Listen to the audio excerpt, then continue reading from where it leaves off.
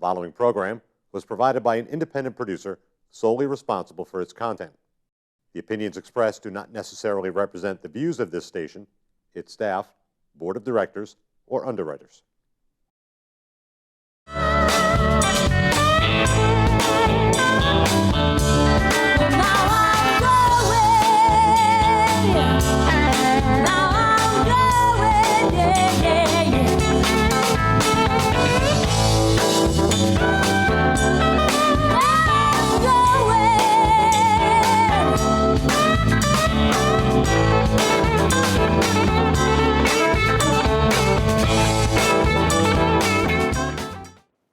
Welcome, ladies and gentlemen, to the second episode here of Frankly Speaking. I'm your host, Frank Sabaric, and I have a very fascinating guest, to say the least. I met Paul Deasy about a year and a half ago at the Soul Fest Christian Festival every August in Mount Gunstock in Guilford, New Hampshire.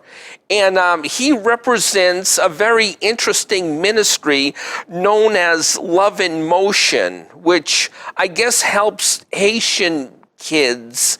And but without any further ado, Paul, I think I'll let you explain it more clearly, because I might mess up a few things on explaining it. Paul, how are you doing today? I'm doing well, thanks. I appreciate the opportunity to be here, Frank. Great. So tell us a little bit about the Love in Motion ministry. The Love in Motion ministry is an outreach to the country of Haiti. It is a ministry of Monadnock Bible Conference in Jaffrey, New Hampshire. So the Haiti ministry aspect of it, Love in Motion, has existed for 32 years. The Bible Conference was founded in 1965, and the Haiti aspect of it started in 1983. I wasn't around at the time, but the founder of the Bible Conference was challenged to see if Haiti could use a Christian camp. He went down there to check that out in 1983, and he soon realized that Haiti didn't need a Christian camp. It needed schools, it needed orphanages, and it needed hospitals. And that is what launched the ministry to Haiti that now we call Love in Motion. I see. Now, you personally, I know from the website, it lists you as like both like an ordained pastor and an EMT, but not necessarily in that order. How did that? I am ordained in the Evangelical Free Church of America, but our organization is non-denominational. And I used to practice being an emergency medical technician. I am no longer licensed to do that, but I did do that for several years, yes. Okay, and you've been the director of this Love in Motion ministry since 2010? Yes, so November 2010 is when I started, so 5 years, yes. Okay, 5 years. But before that, since 2003, you've been flying back and forth to Haiti on like missionary correct flights? Yes. I used to be a volunteer youth leader at my church, and we got together as youth leaders, and we thought it would be helpful if some of our kids got a cross-cultural experience. That's kind of how we labeled it. And we got in contact with Monadnock Bible Conference. And they had openings for the dates that we had, and we went down with a group of high school students, and it radically changed their lives. And we came back, and the adults were kind of scratching their heads because the kids were different. And that kind of set in motion for me the number of times that I went down with Monadnock Bible Conference before I even took over leading the particular organization. So I've been going since 2003. Down to Haiti. I've lost count the number of times that I've been to Haiti. I'm guessing it's probably somewhere between 60 and 70. So you're basically like setting up when you're in Jaffrey, New Hampshire, which is your office headquarters and for Love in Motion. You're basically like recruiting and fundraising for child sponsorships? For child sponsorship, for people that go on our work teams and on our medical teams, doing the administrative side of collecting the tuition that they have in order to go on the trips, I set up all of their flights. But I'm also doing the marketing aspect of Love in Motion. So there's a lot of administrative things that go behind what we do when we're on the ground in Haiti, and that's what I do in Jaffrey. Okay. So if a person goes for to help out, do they fund themselves, or does that come from Love in Motion like funding? They fund themselves. Okay. Okay. And is it like a year commitment, or is there any set time frame of this commitment that they can help out with orphanages and schools and stuff? If they go on a team, there are set dates for which they're going. And then so they fundraise themselves for that. There's expenses for flights, equipment that we need in order to do work in Haiti. And then they go for that trip, and then that ends their commitment once that trip is up. But if you're talking about sponsorship, we are always looking for people to have a long-term relationship in that instead of having just a particular time frame. Okay. Like maybe sponsoring a kid from like first grade to 12th or? Yeah, first grade or whatever, for as long as they can do it is essentially what we ask. Do it as long as you can do it. We understand that people's financial ability changes, and if they can no longer do it, we ask them just to let us know so that we can get that child re-sponsored and have somebody else come along that child so they can keep on continuing to go to school. Now, I don't know if, I know there's a few organizations that work like that, sponsoring a child for like X amount of money a month or something like that.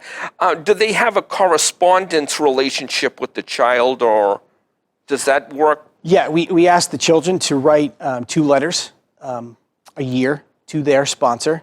And we also look to get the headmaster of any particular school to send a letter a year to let the sponsor know what's been taking place throughout the school year within that school. So there are some types of correspondence. It's a little bit difficult for us to get letters from the States down to Haiti. The mail service is not very dependable. So when we have teams that go in, teams that do take in some things, but it's difficult then once to spread them out throughout the country. You know, we work in 6 different areas within the country, so it gets a little bit difficult in that sense. Okay. Now, getting back to yourself, for example, for a second, I should say, you had mentioned on your website that you were an EMT. How does that experience like play into? Were you like on a paid thing on an ambulance service or something like that, or? I was previously to taking over the role with Love in Motion. I worked full time for an ambulance service, and it's how I paid my bills. But once I took this over, I let my license expire so that I can focus completely on building up Love in Motion to where it is today. Okay. So basically, now before that, what churches have you pastored before you got involved with the Love in Motion ministry? The current church that I'm attending right now, Grace Evangelical Free Church in Spofford, New Hampshire. I served as a youth pastor there. They had additional pastors on staff. I was a youth pastor there for a year, and then I moved on into the ambulance side of things. Okay, and why did you or did the founders of Love in Motion pick the country of Haiti? Any specific reason? They were challenged to see if Haiti needed a camp. Whether they were challenged, I don't believe they were challenged with any other countries, and why it was Haiti, I don't know. That was well before I was involved, so I don't know why they were challenged with Haiti, but certainly it was providential that Papa Russ would go down there and establish something that is still alive and thriving today. Okay. And the language in Haiti is French, English, or do they have their own language? They do have their own language. It's called Haitian Creole. There are some similarities to French, but there are also some similarities to some other languages as well. Many Haitians do speak French, particularly the educated. French and Haitian Creole are the official language of Haiti. Some people do speak English. They can get it from English schools, but very few people are fluent in English down there. So to know English would be something special for a Haitian to speak English. So when you go down there, you usually communicate with the kids or some of the natives down there in Creole French? It would either be Haitian Creole or in English. Some of our staff down there speak English, and all the teachers that are the headmasters and pastors that we work with mostly do speak English as well. So I communicate, by and large, mostly in English and then with some Haitian Creole as well. Okay. Now, I guess one of the first things that caught my eye, I guess when I first came across your display table at Soulfest a year ago this past August, was the name itself, Love in Motion. It sounds sort of like a hip-hop song by Ludacris or Jay-Z. But it's different, it's unique. So can you explain the etymology of how the name Love in Motion came to be the name of your ministry? Okay. When I arrived 5 years ago, it was called Bridge Builders. Bridge Builders. And for a number of reasons, one of which many people were confused when we would travel through an airport that had Bridge Builders on our shirt. They thought that we did actually physically construct bridges. Okay. And the other thing was I inherited a ministry that kind of needed a rebrand. It needed a new look. So we took on a new name. I didn't come up with this name. It was actually a sub-name that we were using for a particular aspect of our ministry. Our food distribution program was called Love in Motion. And I took that one name and then I put it over the entire organization. One of the more profound things that happened for me when I took over, there was some scripture in 1 John chapter 3 that really spoke to me, and it came out and it said, if somebody has material goods and they see their brother in need, but they close their eye to that need, how can the love of God be in them? And then the next verse says, little children, we must not love in word and speech, but in truth and action. And I gained from that we just can't, it's so easy to say that we love our brother and sister. It's a much different thing to actually do something on their behalf to express that love. And that's why I thought using the term love in motion, we're not just saying we love the Haitian people, we're actually going to go and do it. And I thought that would be an appropriate name for the organization. Are there any other ministries that you're aware of that do have similar type of responsibilities as Love in Motion? Oh, absolutely. There are so many organizations, both faith-based and maybe non-faith-based organizations working in Haiti. Haiti is still in need of a lot of help. And I meet people in airports and on airplanes all the time from other organizations that are doing similar things to what we're doing. Oh, okay. Some of them are much larger than us. For example, Samaritan's Purse, or World Vision, Compassion, Convoy of Hope, much bigger organizations than us. But God has called us as a smaller organization to Haiti and to do what He has asked us to do, and that's what we're going to do. Wow, that's unbelievable. One of the things I'm familiar with Haiti is that several years ago, I don't know if it might have been like even 10, 15 years ago, I'm not sure, there was a really, really devastating earthquake, which kind of devastated like a good portion of the country. Mm-hmm. Obviously not all of it, but a good portion of the country. Yeah. What do you say about like Christians who would look at something like that? Because correct me if I'm wrong, but isn't there a lot of idolatry, idol worshiping that goes on in the country of Haiti? There's a lot of idol worship that takes place in America. That's true too, amen. But there are voodoo is certainly alive and well in Haiti. We do see it on a regular basis when we're down there. I wouldn't say that God caused the earthquake to punish Haiti because of what it's been a part of. I certainly don't have the complete view of what God was doing in all of that. But it certainly provided opportunities for a number of organizations to come in and put their love into action and into motion. And our ministry changed just a little bit after that earthquake, but a lot of organizations came in to do some stuff. But we were already on the ground for several years down there, already had a number of things all set up already. So it wasn't difficult for us to get moving right away. But it certainly did provide a lot of opportunity for people to come and to serve God and to show the people of Haiti how much God loves them. Wow. But I guess if you follow that logic to the nth degree, I mean, if God worked like that, he would probably take something like Las Vegas, which is called Sin City, and he would have wiped that out a long time ago. So I don't think that's contingent upon how God operates and works, because Las Vegas, I think, and probably a lot of places would have been gone as well that following the same pattern as Las Vegas. Well, Scripture teaches us sin is absolutely everywhere, whether it's in a city, whether it's in the country, in a developing nation, or in one that's been developed for a long time. Sin is everywhere. So, but it provides opportunities to come alongside people and to encourage them and to bless them, and maybe given the opportunity to expose them to where their sin is at and how they can come to know a Savior who took care of that sin on the cross. Okay. Okay.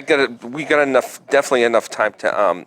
I have a kind of a long-winded thing here, but I think you touched on a lot of the things that. In reference, I guess I'm kind of kind of muddled here on understanding. Are you kind of like a secular organization or a Christian organization? We are undoubtedly a faith-based Christian organization. We don't hide that or anything.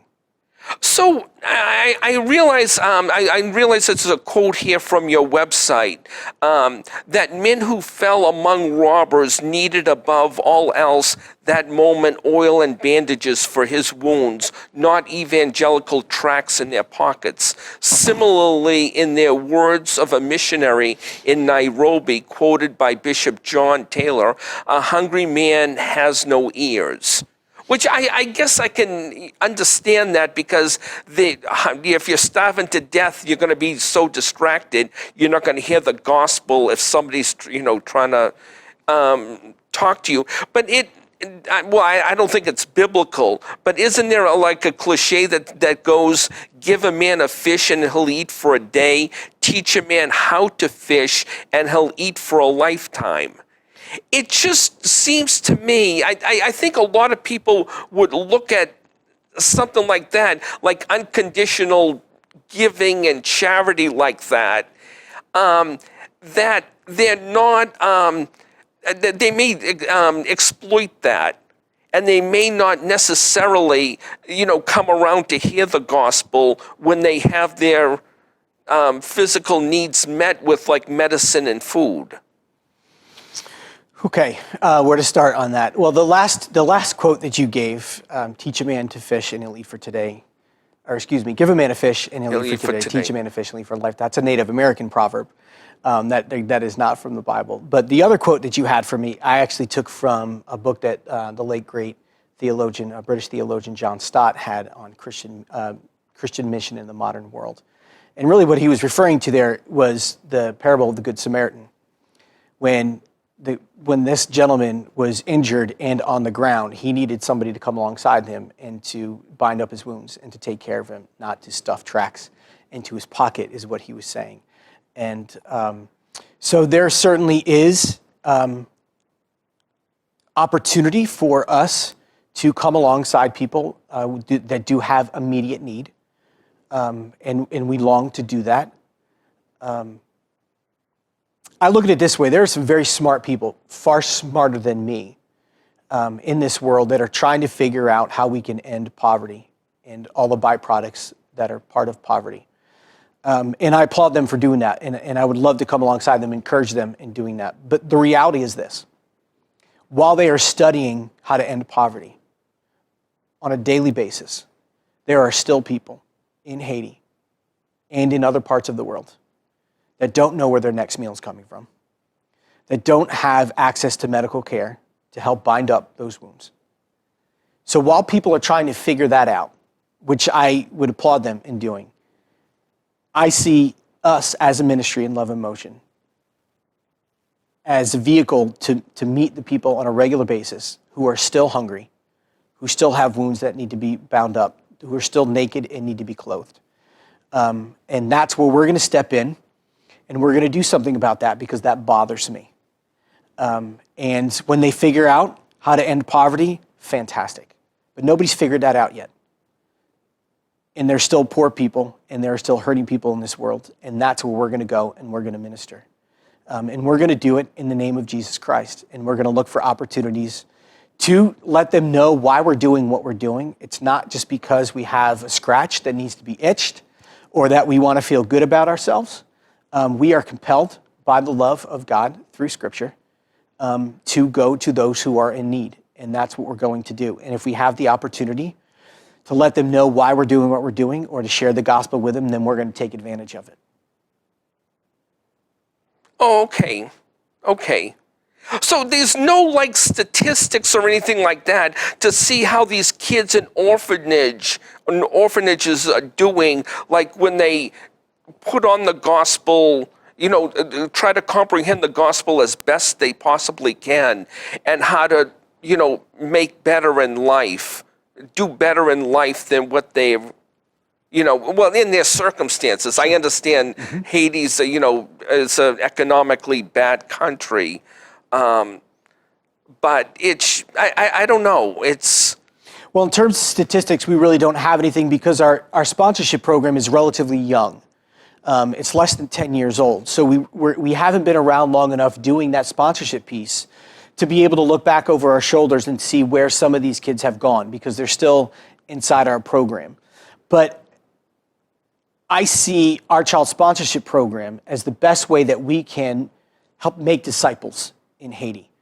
Just like the church is charged with making disciples here in America, it's the same charge that's given to the church in Haiti. So if we can get a kid off the streets into a school where they're not just learning how to read and write, which are highly beneficial skills, even in Haiti, but we partner with Christian schools. So they're hearing the gospel, and they're going to hear the gospel, and they're going to hear the gospel until they get the gospel. And then they're going to come back already knowing what the gospel is and that Jesus Christ loves them very much. And then they're going to be trained, and they're going to be taught what the scriptures have to say. Now they're being discipled. And that's really our goal as believers, is to make disciples. And so whether people go through our program, maybe in 30 years we'll be able to look back and to see where people are at, but whether they go to professional school and become a doctor or a pastor or a teacher, or maybe God's highest calling for them is just to be a great example in their own homes as a mom and dad, as what it looks like to be a follower of Jesus Christ, then I think we've done our job. Yeah, I'd have to agree. So even the people who were involved in the orphanages and schools in '83, they would be like adults now, I would assume.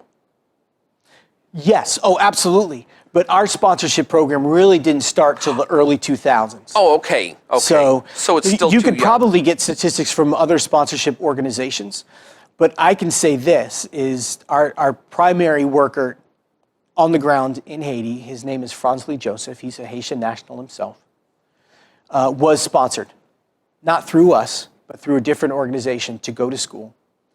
And he is the man who he is today, a follower of Jesus Christ, educated, and helping us run our organization in Haiti and reaching out to all other kids that are on the streets. And he's able to do that because he was sponsored, because somebody came alongside him and helped pay his way to get through school. And there's an example that sponsorship works. That would be right. One more question before we head on down to a break. I guess we're getting close to the break time here. Panhandlers. I know this is similar, I guess there's a lot of controversy, considering these people on the streets, the intersections around, like, especially like in Nashua, Pheasant Lane Mall intersection, in the town of Hudson, New Hampshire, there's a lot of like business intersections. I mean, they're holding signs that say, where hard luck, I'm a father of 2 or 3 and stuff like that. Long story short, when you see when you're stopped in an intersection yourself, do you give money to those people? If I have the opportunity, I don't have a problem doing that. I don't have the ability to really know who they are or what their story is. I'm trusting that what they're conveying on that sign is true. And if it is, and if I have the ability, I don't have a problem doing that. I want to help them out. I feel just as I'm compelled to work in Haiti, I shouldn't feel any less compelled to help out here in the States. Only God really knows their heart. And I know a lot of people struggle with that, but if I have the ability to do that and the opportunity, I don't have a problem with that at all. So even if you saw, like, let's say on a TV show afterwards, a day or two afterwards, or in a newspaper a day or two afterwards, you see this guy that you gave like $10 or $20 to, that he makes like 60 grand a year, and he drives a Mercedes Benz, and he's just doing that to, as a joke or something like that. You don't feel ripped off on something like that? Maybe on a minor level. Here's how I look at it. If God calls me to give, my responsibility is to give. Once I give that gift away, what the recipient does with that gift is between them and God. I did what God called me to do. He called me to give. And if I did that, I honored God and I obeyed. Now, what that person does with that, while it may concern me on one level, doesn't concern me on another level, because that's not my responsibility. He didn't say manage that for that person. He said give. So if God calls me to give, I give. What that person then does with that gift, that's between him and God. And if he's being dishonest with that, he's going to have to give account for that. That's a good place to be in life. I really appreciate that. So I guess we got less than a minute here before I break. I say we break now to get, reorganized here, figure out what the rest of the show is going to be. So we hope you join us, ladies and gentlemen, when we come back with Frankly Speaking. We'll be back in 1 minute. Thank you. Hi, everybody. My name is Paul Deasy from Love in Motion, which is a ministry to the country of Haiti from the Nadnock Bible Conference. I want to give you an opportunity here to sponsor a child, to make a huge difference in a child's life in the country of Haiti. You can go to our website, www.loveinmotionhaiti.org, all one word, and get out more information on that. We are also looking for people to come alongside us to want to give generously towards what we're doing in the country. So again, you can go to that website and get more information on that as well. So God bless. Welcome back, ladies and gentlemen, to the second half of Frankly Speaking. For my guest here, we have Paul Deasy from a ministry called Love in Motion, which helps out the country of Haiti. One more point that we had before we get into the other questions I have for you is we were talking about panhandlers and what's the proper or improper way of handling a panhandler, and how do you feel if you found out you got ripped off afterwards. One of my pastors suggested, I think it's a pretty good suggestion, of like if you know you're in an intersection, like the Pheasant Lane Mall intersection in Nashua, or several intersections in Hudson, New Hampshire, is to go to the supermarket, buy a couple of boxes of these granola bars or breakfast bars, whatever they're called. And then when you see one of these panhandlers with, I'm in hardship, I've got 5 kids, I lost my job, et cetera, instead of, handing them like a $10 or $20 bill, give them a box or 2 of granola or breakfast bars instead. That is certainly a viable option, I think, for those who are in desperate need, whose the sign that they're holding is actually an accurate representation of where they're at life. I think they would be very grateful for that. You know, if I had an opportunity to actually sit and have a meal with them, that would be my ultimate preference, because not only would I prefer to feed them, but I'd love to hear their story. I would love to have an opportunity to share the gospel with them, but that I don't always have the opportunity to do that. So when I am afforded the opportunity again, and I can do it, I don't have a problem with giving out that money. But it's interesting food for thought anyway. But one thing I wanted now to get into a little bit of your personal life here. Jaffrey, New Hampshire. When I heard Jaffrey, I automatically think of Mount Monadnock. So you look like you're in pretty good shape. You must have climbed that once or twice since working at Motions and Love. Well, I actually, believe it or not, since I started working for Love and Motion, I have not climbed the mountain. And my office is actually literally at the base of the mountain. I have climbed it several times prior to that. I just haven't done that while I was there. I don't live in Jaffrey, so when I come to work, I typically to do that as well, but I haven't climbed the mountain. But there are some times that I do. The Bible conference has over 200 acres, so I do take some time to walk through the woods if I feel that I need to get away from the computer and from the telephone and spend some time in prayer, or just thinking about the ministry and maybe what's next, kind of strategizing a little bit. Get out of my typical office setting.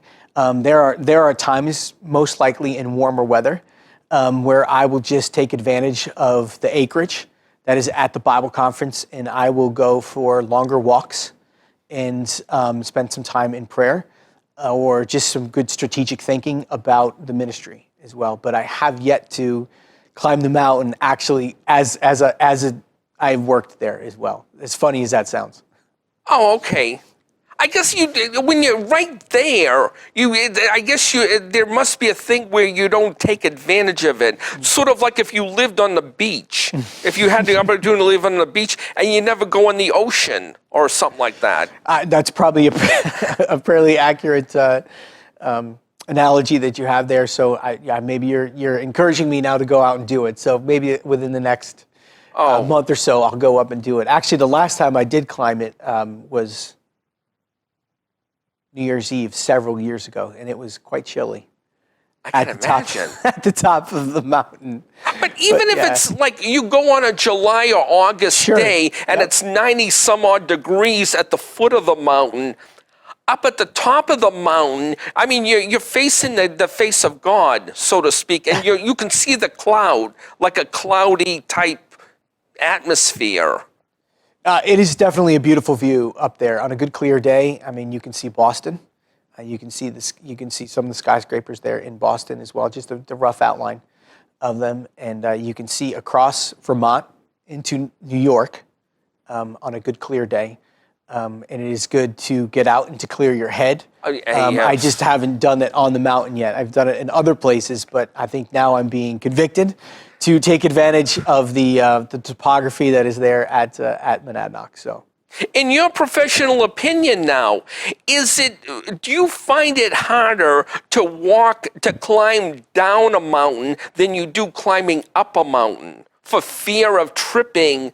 Because one thing about Mount Monadnock, it is steep in a lot of places, and you really have to be careful or you could maybe get hurt. I'm guessing most injuries take place on the way down, like you're saying, because it is it's harder to go down than probably, I think it takes more energy to go up, but I think it may be a little bit more dangerous on the way down.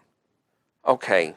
So that's food for thought the next time you want to climb Mount Monadnock. Yes, absolutely. Thank you. Oh, then you might, I don't know, maybe you want to be adventurous and go to Mount Washington, the largest mountain in New England. I've been up Mount Washington a couple times, but I took the COG. Oh, okay. You cheated. Okay. No, I'm only kidding. And as far as where you and I met, Soulfest 2014, was that your first time at Gunstock at the Soulfest Christian Festival? Personally, no. I'd been a few times earlier just to go for the concerts and to listen, but I wasn't representing any organization. But as a representative of Love in Motion, that was our first time there, yes.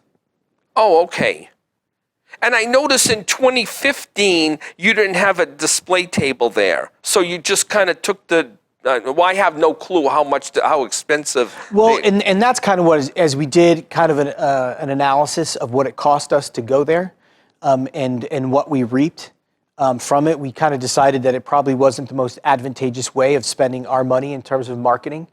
But I really appreciate what Soulfest does, bringing together these music artists for the encouragement of believers with their music, but also the number of organizations that are represented there. You have thousands and thousands of people over a very short period of time that typically share a common interest, and there's a growing interest within the evangelical church in social issues. So you will find a lot of organizations that are dealing with digging wells in other countries, or child trafficking or human trafficking and all those kind of things. So it's great to see organizations that are doing something, that are putting their love in motion to do that, and to see people that are there attending the conference or attending the festival that are excited about being a part of that as well, meeting very practical and physical needs for people, not just spiritual needs as well. And it's nice to be in an atmosphere like that, like, what do they call that? Woodstock. Well, when I was a kid, Woodstock, but it's only Christians. It's not like drugs or hippie music or something like that. And, they're all like-minded believers and stuff like that. It's nice to be in an atmosphere because you don't really, the rest of the year, you don't really experience that, even if you are a Christian or not. Without a doubt, it's certainly encouraging to get together with other believers in that concert setting and to hear music like that. But I hope that other believers are getting together on a weekly basis at their church and experiencing that same kind of encouragement as well. Maybe on a smaller basis at their local church, but as believers, hopefully we're not abandoning the fellowship, and we're just hoping that we're going to get all the fellowship that we need on a few days in August at a big concert. Hopefully we are getting something from our local churches as well. Then now to get to the secular side of Gunstock on those 3 days. You strike me as an adventurous guy, since you were an EMT, that you would try the zip line. Did you take advantage of the zip line going down there? Actually, this last time I did not, because I was at my booth and just meeting people. I really didn't have the opportunity to go afford myself, but I have done a few adventurous things in my life. I wouldn't be opposed to doing it. I don't mind a zip line. I don't mind the speed. I don't mind the heights. But because I was there for another reason, really to represent the ministry, I didn't do that as well. But not that for the fear of it, I don't have a fear of getting on the zip line. Oh, okay. And getting off the subject, sort of, your secretary mentioned to me that you became a new daddy again? I did. Our youngest child, our daughter, Piper Noel, was born on November 10th.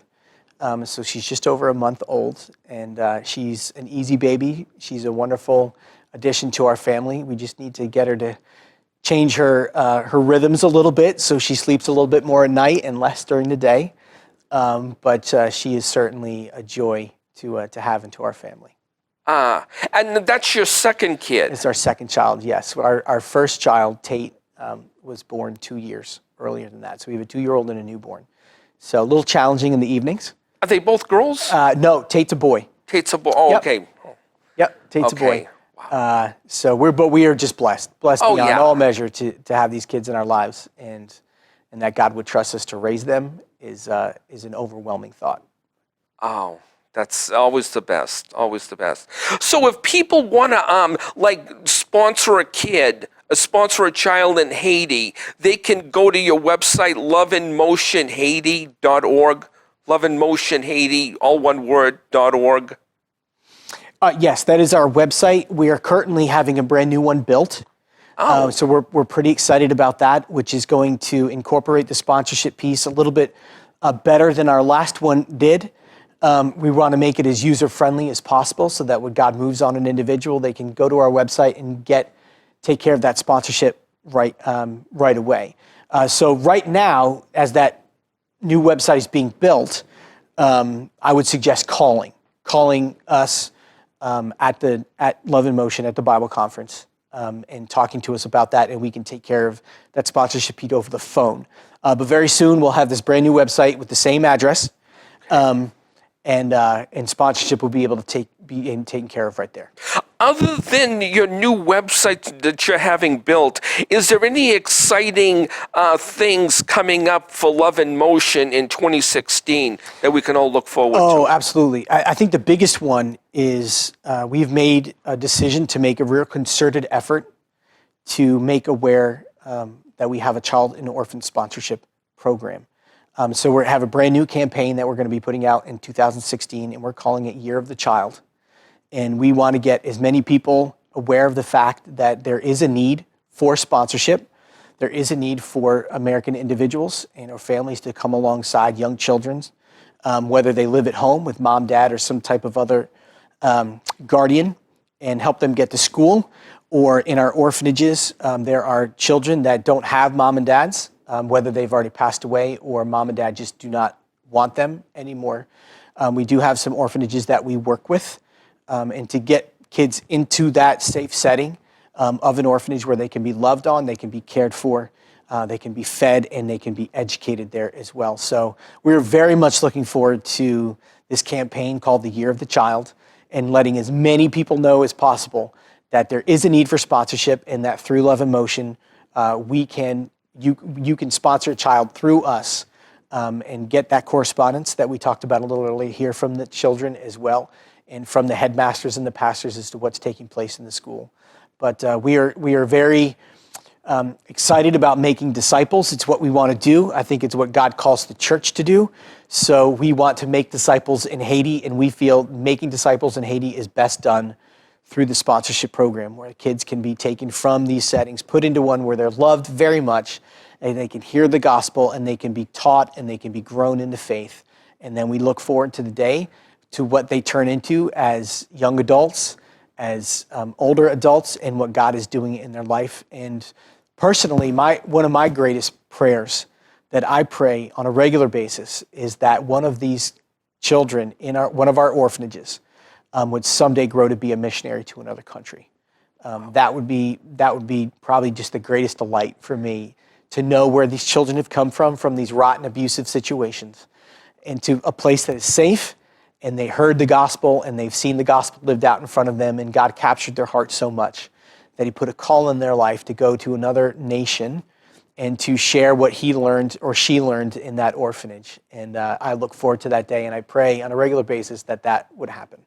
Wow. I've just been informed by my producers here that we've got about 12 or so minutes left. Is there anything, Paul, that we discussed that you'd like to elaborate on, or have we not talked about that you wish to address? I guess just to clarify what exactly we do at Love in Motion. Okay. There are three primary areas that we work in. We send work and medical teams. We probably send about 6 a year. Most of them are work teams. We send medical teams in March and October. We also have a food distribution program, so that when our teams are in Haiti, one of the days on their trip, they set aside to put food bags together. And at the end of the day, they have a distribution out of our ministry house down there, which typically we hand out about 300 to 400 bags of food. And in that bag also contains the gospel in Haitian Creole, so that they can read it in their own language. And we always like to take the opportunity to give out 5-gallon jugs of water as well to those that are receiving the food as well. So that's another aspect of our ministry. And then the last aspect is the one we've been talking about, is our child and orphan sponsorship. So those are the three areas that we particularly work in Haiti. And we are always looking for people that want to come on our teams. If people are interested in joining one of our teams, whether work or medical, we're always looking for some medical professionals to come alongside us. And the reality is this: to run a medical team, we actually need just as many non-medical people in order to make our medical clinics function well. So we're always looking for people that want to join our teams.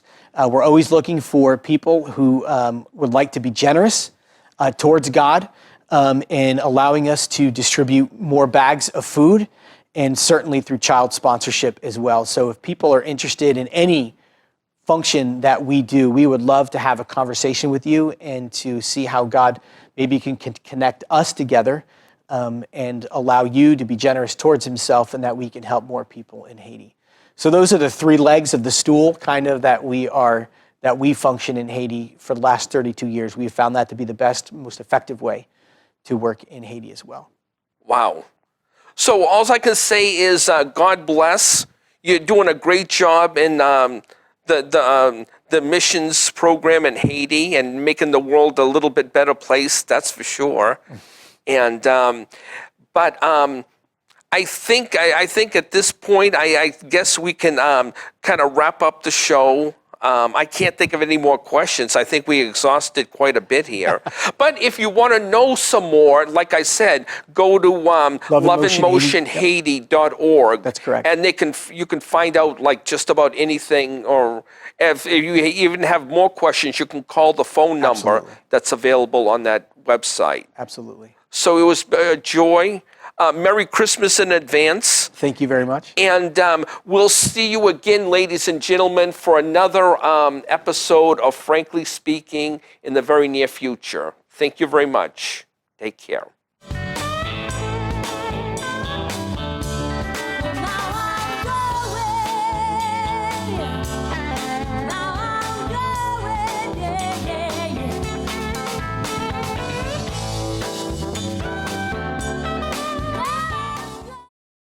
The preceding program was provided by an independent producer solely responsible for its content. The opinions expressed do not necessarily represent the views of this station, its staff, board of directors, or underwriters.